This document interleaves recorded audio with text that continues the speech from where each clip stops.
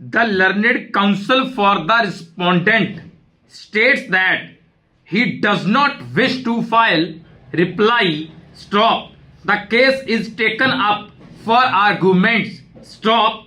This appeal impugns an order dated 19/8/2018 directing the appellants as well as respondent number 2 to deposit an amount of rupees 85 lakhs to secure the interest of respondent number 1 oblique plaintiff for repayment of the loan advanced by them to respondent number 2. Stop. The learned counsel for the respondent submits that repayment of loan, the impugned order, is erroneous because it directs private individuals oblique directors for repayment of loan taken by respondent number 2, which is a corporate entity. Stop. The court would note that although the appeal was filed, by the now added respondent number 2, as the first appellant, along with aforementioned appellant oblique directors, it was at the behest of the learned counsel for the appellant that on the last date of hearing, that the erstwhile appellant number 1 has now been transposed as respondent number 2. Stop. The amended memo of parties has not been filed despite directions to that effect. Stop. Para. The learned counsel for the appellants states that there being no privity of contract to a loan between the corporate entity, that is respondent number 2 and its directors in their individual or personal capacity, no relief can lie against the directors to deposit the monies under Order 39 Rule 10 CPC. Stop. Para. The impugned order interpreted the said provision of law as a scheme wherein a direction can be issued for deposit of security, whenever there is an admission by a party that he holds such monies for or that it is due to another party. Stop. It then referred to portions of written statement filed by the appellant oblique defendant and observed as under. Stop. The only point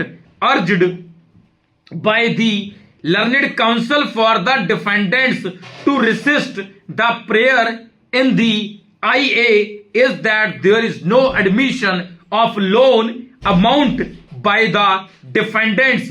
Stop. On the other hand, the learned counsel for the plaintiff invites attention of this court to the written statement filed by the defendants in the present suit. Stop. At the preliminary objections at para 7 subclause 3, there are clear-cut admissions which are reproduced as under. Stop. That at the time of grant of the said loan amount, the said Mr. Pradeep Agarwal, that is husband of the plaintiff, took various bank signed checks from the defendant number 1 from the account of the defendant number 1 and his wife Shrimati Manju Agarwal, and also got their signatures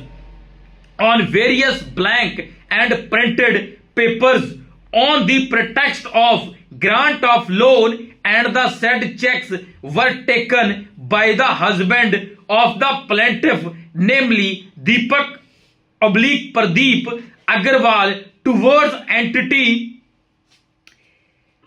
oblique security for the loan, stop. At that time, comma, the defendant number 2 and 3 did not smell any foul play of Pradeep Agarwal herein and acted as per the dictums of the Pradeep Agarwal, comma, husband of the plaintiff, stop. However, after the grant of said loan facility of rupees 1 crore, comma, the defendant company was making installments of loan amount oblique interest up to March, comma, 2011, stop. However, comma, thereafter, due to financial constraints, comma, the defendant number 1 could not make the payment of interest of land and on insistence of Pradeep Agarwal, comma, the defendant number 1 could not make the payment of rupees 10 lakhs, stop. In fact, comma, out of the total loan of rupees 1 crore, comma, the defendant number 1 paid a sum of rupees 15 lakhs and they requested to said Mr. Pradeep Agarwal, husband of the plaintiff, for making the balance payment of loan shortly, stop. However, comma, the intentions of Pradeep Agarwal, comma, became dishonest and he, after misusing the blank signed checks which were lying with him and his company, initiated proceedings under section 138 of Negotiable Instruments Act, stop.